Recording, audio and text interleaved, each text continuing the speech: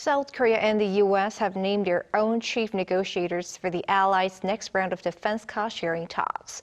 Negotiations are likely to start unusually early as the current agreement is effective for 2 more years. Our foreign affairs correspondent Bae Eun-ji explains why. South Korea has appointed a veteran diplomat as the chief negotiator for a new round of talks on defense cost-sharing with the U.S. Tae-woo, who previously served as the consul general in Sydney, will lead the country's delegation consisting of relevant authorities from the ministries of foreign affairs, defense, and finance. The team will hold talks with a U.S. delegation led by Linda Specht, a senior advisor and U.S. lead negotiator for security agreements at the State Department.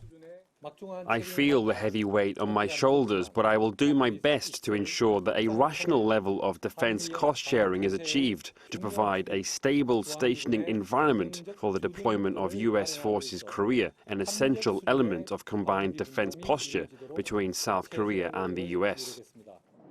Since 1991, South Korea has been shouldering the costs needed for U.S. troops to be stationed in Korea, including labor, logistics, and construction costs.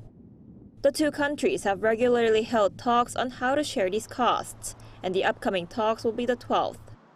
The most recent deal was signed in 2021 and will be effective until the end of next year. With almost 2 years left before it expires, it's unusual for the two countries to begin negotiations again.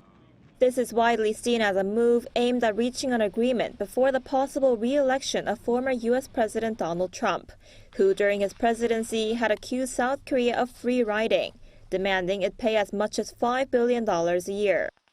But the foreign ministry has denied the speculation, saying early preparation has nothing to do with the election in November.